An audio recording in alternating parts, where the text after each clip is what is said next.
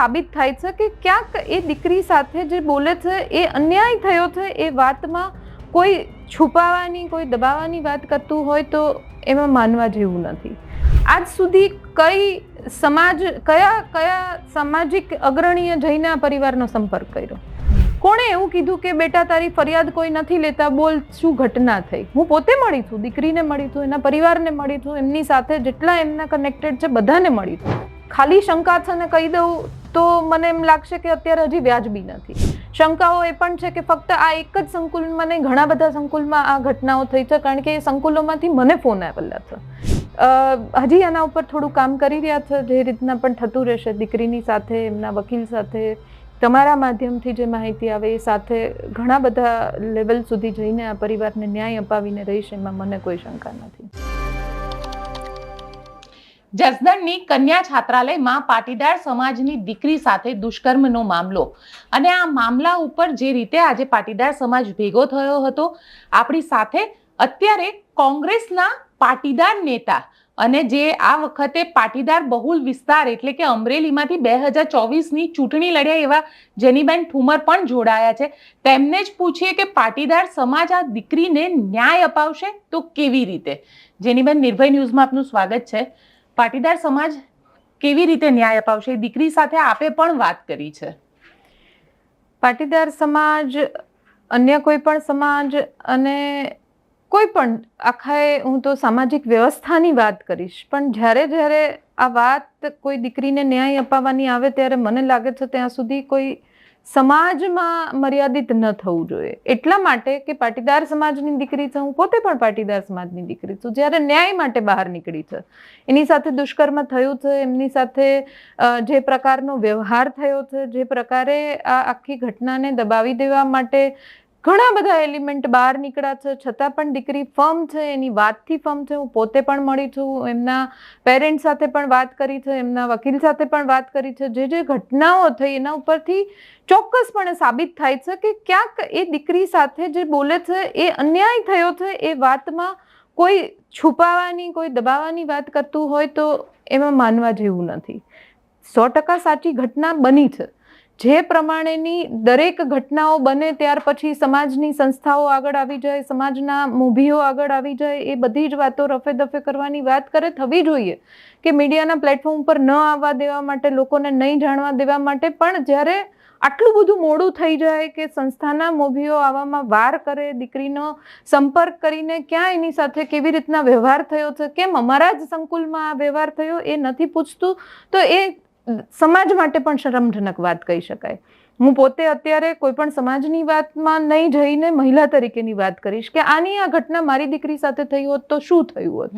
એણે બહાર આવીને એવું કીધું હોત કે મારી સાથે આવી રીતના દુષ્કર્મ થવાનો પ્રયત્ન થયો છે, એના પેરેન્ટ્સ એટલે કે હું મારી જ વાત કરું ઘરની, કે એવી રીતના થયું હોય ને જ્યારે એમના પેરેન્ટ્સ પણ કહેતા હોય કે ના મારી દીકરી સાથે આવું થયું છે, ત્યારે વાતમાં કોઈ તથ્ય ન હોય ને કોઈ બદનામ કરવાની વાતો કરતા હોય ને એવી રીતના બહાર આવે એવું હું નથી માનતી, અને સ્પષ્ટપણે નથી માનતી. કારણ કે જે ઘટના બની છે એ બની છે, એને ન્યાય અપાવવાની વાત છે તો એને ન્યાય અપાવવો જ જોઈએ. કોઈ પણ વ્યક્તિ એને કોઈ પણ બીજી દિશામાં ફંટાવવાનો પ્રયત્ન કરે તો મહિલા તરીકે, હું જે હોદ્દા ઉપર બેઠી છું એના તરીકે, હું જે સમાજની વ્યવસ્થાનો ભાગ છું, રાજકીય વ્યક્તિ છું, દરેક રીતના હું મહિલાને સક્ષમ થવી જોઈએ, આર્થિક રીતે, સામાજિક રીતે, રાજકીય રીતે. અવારનવાર બોલતી હોય ત્યારે આવી ઘટના જ્યારે મારી પાસે આવે છે ત્યારે હું ચોક્કસપણે માનું છું કે જે કાંઈ પણ ઘટના થઈ છે, સૌથી પહેલા બંને આરોપીઓની ધરપકડ થવી જોઈએ. એક આરોપી આજે પોતે સરેન્ડર કર્યું છે, ખૂબ સારી. સરેન્ડર નથી કર્યું, એના ઘરેથી પકડવામાં આવ્યો છે.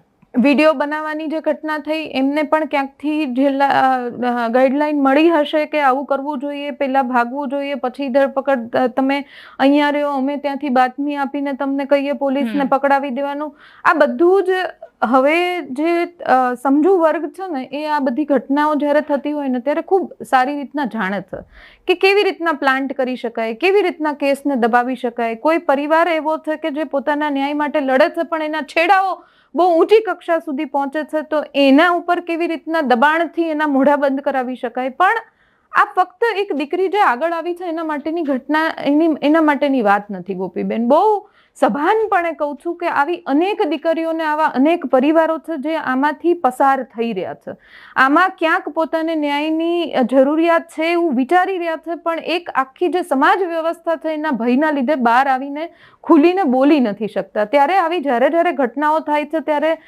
ચોક્કસ સમાજે આગળ આવવું જોઈએ, પણ એને એવું સ્ટેન્ડ લેવું જોઈએ કે સૌથી પહેલા કાયદો અને વ્યવસ્થામાં આપણે બધા જ વિશ્વાસ કરીએ છીએ, તો સૌથી પહેલા જે સિસ્ટમ છે કે કાયદા અને વ્યવસ્થાની જ્યારે વાત આવે ત્યારે છોકરીએ FIR કરી છે, પહેલા તો ડાઉટ ત્યાંથી જ ઊભો થાય છે કે એની FIR લેવામાં નહોતી આવી રહી. એને એ ફરિયાદ દાખલ કરાવવા માટે ખૂબ બધા પ્રયત્નો કરવા પડ્યા હતા. એટલે સૌથી પહેલી તો શંકા ત્યાંથી જ ઊભી થતી હતી આખી ઘટનાની.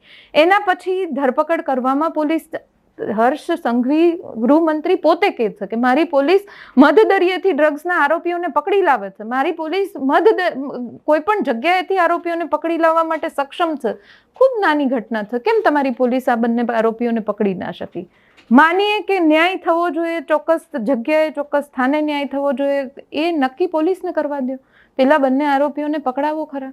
એમાંથી શું ઘટનાઓ નીકળે છે? જે સંકુલો, આ ફક્ત એક સંકુલ પૂરતો કદાચ મર્યાદિત, કદાચ હું બોલું છું કે કદાચ આ ઘટના એક સંકુલ પૂરતી મર્યાદિત ન પણ હોઈ શકે. અનેક કન્યા છાત્રાલયો, અનેક સંકુલો ચાલે છે, ત્યાં દરેક જગ્યાએ સામાજિક જે હોદ્દાઓ ઉપર સામાજિક નેતાઓ હોય કે સમાજની સંસ્થાઓના વડાઓ હોય, એમણે પોતે ધ્યાન રાખવું જોઈએ કે અમારા સંકુલમાં કે અમારા પ્રિમાઇસીસમાં ક્યાંય કોઈ છોકરી ન્યાયની વાત માટે સબડી રહી છે, ક્યાંય કોઈ પરિવાર ક્યાંક દબાઈ રહ્યા છે, દીકરી એનું ઘર છોડીને અહીંયા આવી છે તો એની સાથે ક્યાંય અન્યાય અત્યાચાર નથી થતા. તો આના માટે પણ એટલી જ સભાનતા હવે પછી આ ઘટના પછી કેળવવી ખૂબ જરૂરી બને છે એવું મારું સ્પષ્ટપણે માનવું છે.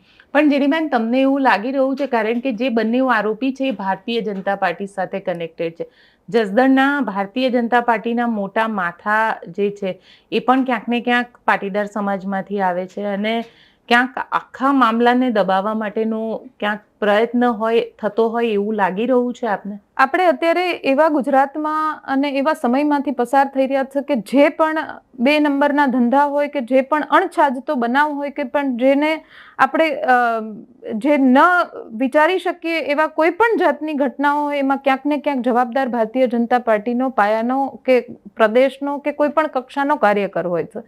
એટલા માટે હોય છે કે એમને એક કોન્ફિડન્સ આવી ગયો છે કે મારું કોઈ શું બગાડી લેવાનું, હું કંઈ પણ કરીશ તો મારી પાછળ 100 નેતાઓ બેઠા છે, મારું કોઈ શું બગાડી લેવાનું છે. મેં ગળામાં ખેસ પહેરાવીને આટલા બધા નેતાઓ સાથે ફોટા પડાવ્યા છે, જો હું કંઈક ક્યાંક ક્લચમાં આવીશ તો ઘણા બધા એવા છે કે જે મારી સાથે જોડાયેલા છે એ પણ ક્લચમાં આવશે. એટલે મારે ચિંતા કરવાની જરૂર નથી. આજે ભયમુક્ત ગુજરાતમાં આરોપીઓ ખુલ્લા ફરી રહ્યા છે. ભયમુક્ત ગુજરાતની વાત ભારતીય જનતા પાર્ટીની સરકાર કરે છે, પણ ભયમુક્ત ગુજરાતમાં નાગરિકો ભયમુક્ત નથી. ભયમુક્ત ગુજરાતની વાતો જે કરે છે એમાં આરોપીઓ ભયમુક્ત છે, કારણ કે એમને ખબર છે કે અમારા આકાઓ બહુ ઊંચી જગ્યાએ ઊંચી પહોંચ ધરાવી રહ્યા છે. અમારી સરકાર નીચેથી લઈને ઉપર સુધી અમારી સરકાર છે, અમારો કોઈ વાળ પણ વાંકો નહીં કરી શકે. આ ફક્ત એક ઘટના પૂરતું હું નથી બોલતી. દરેક જ્યારે 2 નંબરના કોઈ પણ કામોમાં ભારતીય જનતા પાર્ટીને કનેક્ટેડ કોઈ પકડાય છે ત્યારે એના મગજમાં એક ભયમુક્ત એનું જે બોડી લેંગ્વેજ, એનો એટીટ્યુડ જોઈએ છે. એ આપણે ફક્ત તમે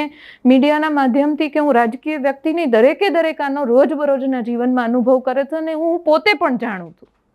અચ્છા, સાથે સાથે જે રીતે આજે પાટીદાર સમાજના લોકો ત્યાં આગળ કન્યા છાત્રાલય ઉપર મળ્યા હતા, એ કન્યા છાત્રાલય ઉપર નક્કી કરવામાં આવ્યું કે દીકરીને ન્યાય માટે પ્રયત્ન કરવામાં આવશે. હવે પાટીદાર સમાજ દીકરીને ન્યાય માટે પ્રયત્ન કરવાની વાત કરી રહ્યો છે, પણ આરોપી પણ પાટીદાર સમાજના છે.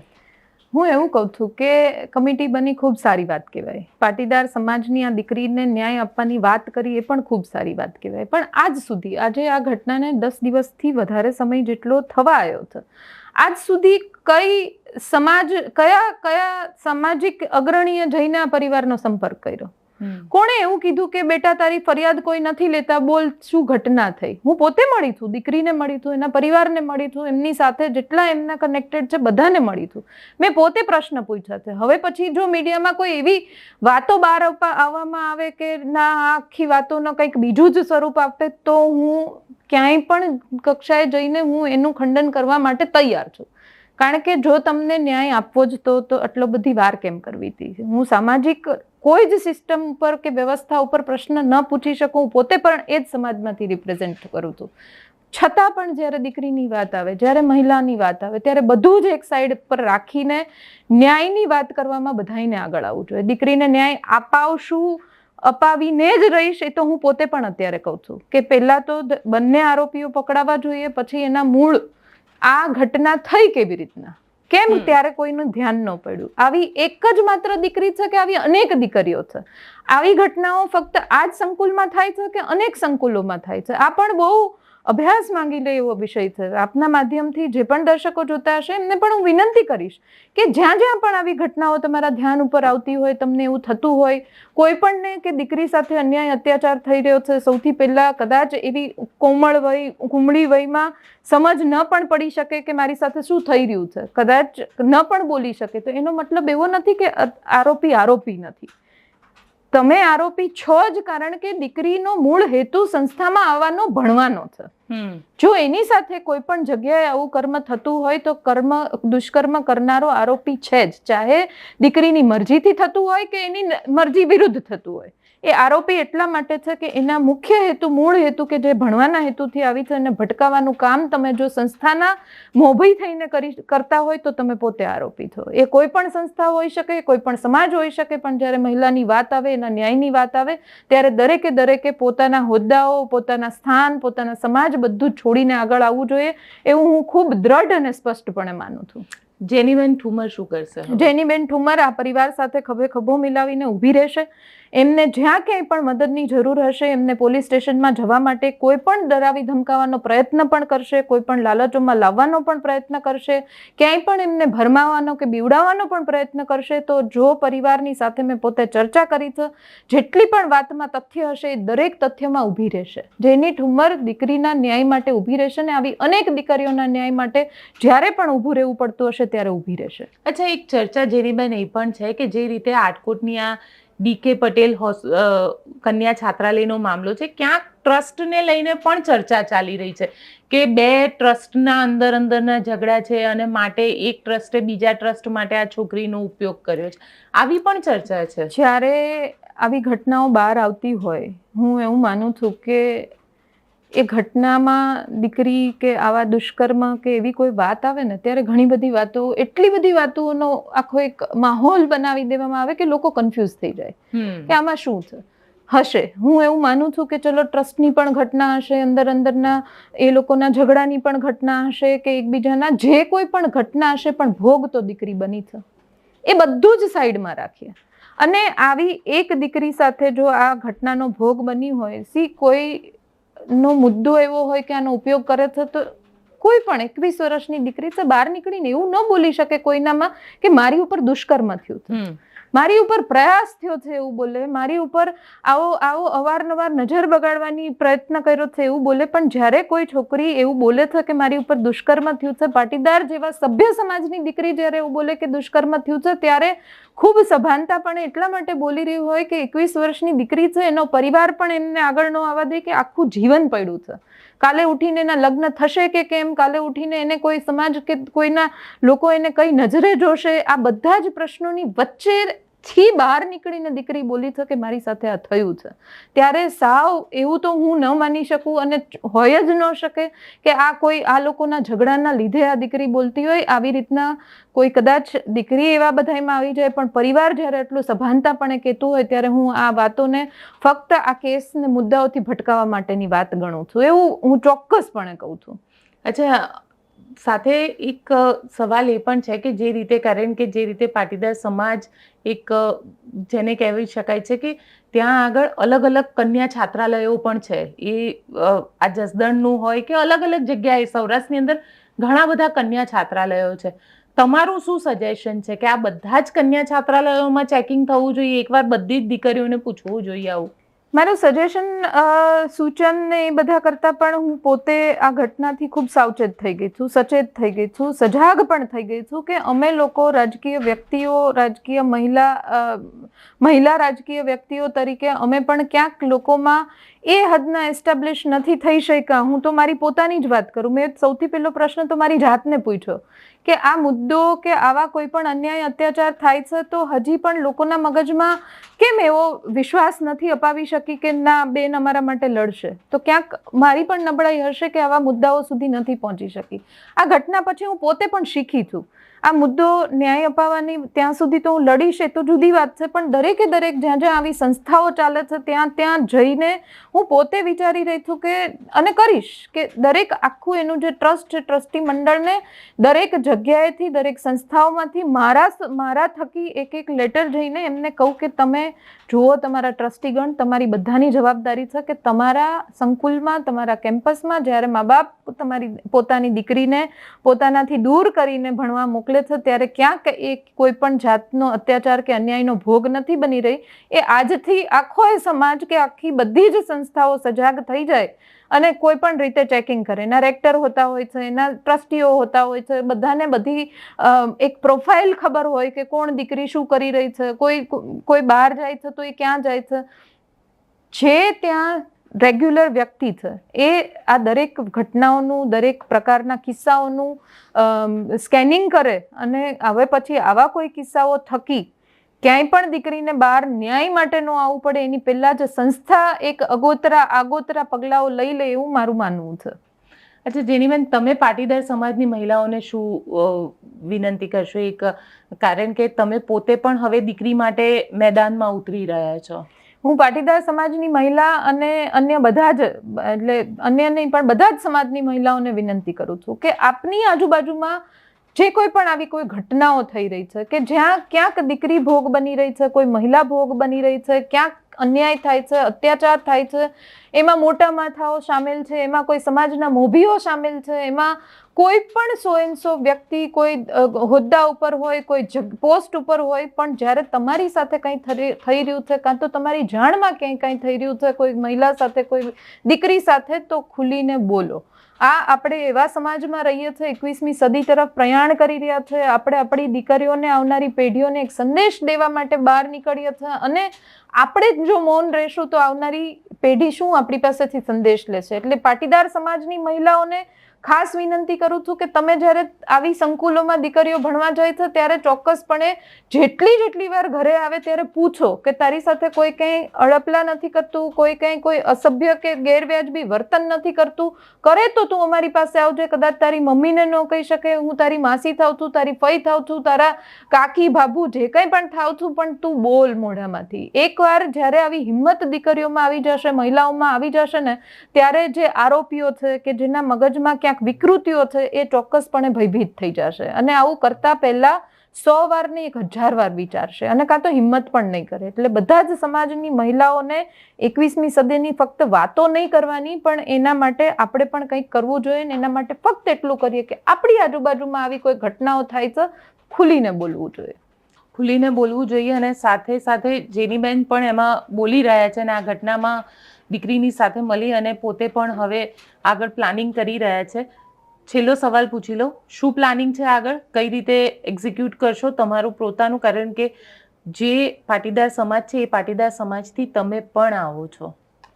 હમણાં જ ગઈકાલે જ અમારી પ્રેસ થઈ છે રાજકોટમાં કે અમે એક ન્યાય યાત્રા કાઢી રહ્યા છે ગુજરાતમાં, મોરબીથી લઈને ગાંધીનગર સુધીની. આમાં મુખ્ય તો 4 ન્યાયની વાત કરી છે કે જેમાં રાજકોટનો અગ્નિકાંડ આવી જાય, મોરબીનો પુલ કાંડ આવી જાય, અરણીકાંડ આવી જાય જે વડોદરાનો થયો ને સુરતનો જે બનાવ થયો તક્ષશિલા કાંડ, આ પણ આવી જાય. પણ સાથે સાથે આવી ઘટનાઓ જે જસદણની એક ઘટના, આટકોટની ઘટના, આવી બધી જે ન્યાય માટેની છે, સૌથી પહેલા પગલાં તો એ લેશું કે આ ન્યાય યાત્રામાં પરિવારનો અમે સમાવેશ કરશું કે આ ન્યાય યાત્રામાં પરિવારને જ્યાં સુધી ન્યાય ન મળે, દીકરી એવું કહે કે મને આ આરોપીઓને સજા થવી જ જોઈએ, મારી ન્યાયની માંગણી આ છે, તો એને એ જે જસ્ટિસ માંગી રહી છે, કાં તો આરોપી પોતે વિડીયો બનાવીને એમ કહે છે કે મારી સાથે ખોટું થઈ રહ્યું છે, મેં આવું નથી કર્યું, તો એ પણ પોતાની જાતને સાબિત કરે. આ કામગીરી પોલીસની છે. સૌથી પહેલા તો પોલીસે બંને આરોપીઓની ધરપકડ કરવી જોઈએ. એ ધરપકડ કર્યા પછી એ સંકુલમાં ક્યારથી શું ચાલી રહ્યું છે એની દરેકે દરેક વાતથી મીડિયા સજાગ હોવી જોઈએ કે જાણકારી હોવી જોઈએ. તમે એવું કહો છો કે ટ્રાન્સપરન્ટ આખી મેટર છે, તો ટ્રાન્સપરન્ટ મેટરથી જ આખી ટ્રાન્સપરન્ટ આ ઘટનાની ન્યાયની માંગણી ટ્રાન્સપરન્ટ હોવી જોઈએ. એટલે જે ન્યાય યાત્રા છે એમાં પરિવારને ઇન્ક્લુડ કરીને જ્યાં સુધી એમની જે માંગણી છે એ પૂર્ણ નહીં થાય સામાજિક અને સરકાર બંને થકી, ત્યાં સુધી જેમ જેમ આગળ એમની સાથે ચર્ચા કરીને કરતા રહીશું, એની સાથે હું ઊભી રહીશ. તમને લાગે છે આ મામલામાં પોલીસ ઉપર પણ કંઈક દબાણ હશે? કારણ કે હજી સુધી એક આરોપી હજી જ નથી પકડાયો. શંકાઓ તો મને બહુ બધી છે. એટલા માટે છે કે જેટલા લોકો સાથે મેં ચર્ચાઓ કરી છે એના બહુ ખૂબ મૂળ સુધી ગઈ છું. શંકાઓમાં ખાલી શંકા છે ને કહી દઉં તો મને એમ લાગશે કે અત્યારે હજી વ્યાજબી નથી. શંકાઓ એ પણ છે કે ફક્ત આ એક જ સંકુલમાં નહીં, ઘણા બધા સંકુલમાં આ ઘટનાઓ થઈ છે, કારણ કે એ સંકુલોમાંથી મને ફોન આવેલા છે. શંકાઓ તો એ પણ છે કે પરિવારને દબાવવા માટે બીજી બધી વાતો કરવામાં આવી છે, પણ આની મૂળ વાત એ છે કે જ્યાં સુધી આરોપીઓની ધરપકડ નહીં થાય ત્યાં સુધી પોલીસ એની કામગીરી કરી રહી છે એવું સાબિત પણ નહીં થાય. કારણ કે પોલીસે એકવાર તો એવું કરી લીધું FIR નહીં લઈને. જો તમારે કોઈ પણનું દબાણ નહોતું તો તમે FIR રાજકોટમાં કેમ ન લીધી? કેમ પરિવારને રાજકોટ સુધી લાંબુ થવું પડ્યું? સૌથી પહેલી વાત તો ત્યાં હતી. નહોતી FIR લેવી તો તમારે પરિવારને એવું કેવું જોઈતું હતું કે તમે એક દિવસ રાહ જુઓ, અમે આ FIRનું થોડોક તપાસ કરીને અમે તમને જણાવીએ છીએ. એવું પણ નહોતું થયું. રાત્રે 2 વાગ્યા સુધી દીકરી એના પરિવાર સાથે ફરતી રહી. અહીંયા ગયા, DSPની સાથે મળવા ગયા, DSPએ પોતે ટાઈમ આપ્યો, સમય આપ્યો, ને પછી DSP નીકળી ગયા. જે કોઈ પણ ઘટનાઓ કદાચ અનાયાસે થઈ હશે, પણ થઈ તો એવી રીતના છે કે કંઈક તો શંકા જન્માવે છે. એટલે હજી આના ઉપર થોડું કામ કરી રહ્યા છે. જે રીતના પણ થતું રહેશે, દીકરીની સાથે, એમના વકીલ સાથે, તમારા માધ્યમથી જે માહિતી આવે એ સાથે ઘણા બધા લેવલ સુધી જઈને આ પરિવારને ન્યાય અપાવીને રહીશ, એમાં મને કોઈ શંકા નથી. ચલો આશા રાખીએ કે દીકરીને ન્યાય જલ્દી મળે. અને આપ પોતે શું વિચારો છો મને કોમેન્ટ બોક્સમાં ચોક્કસથી લખીને જણાવજો. જો આપ પોતે પાટીદાર છો અને દીકરીના ન્યાયના પક્ષમાં છો તો પણ કોમેન્ટ લખીને જણાવજો. આ અમારી ચેનલ નિર્ભય ન્યૂઝને લાઇક, શેર અને સબસ્ક્રાઇબ કરવાનું ભૂલશો નહીં.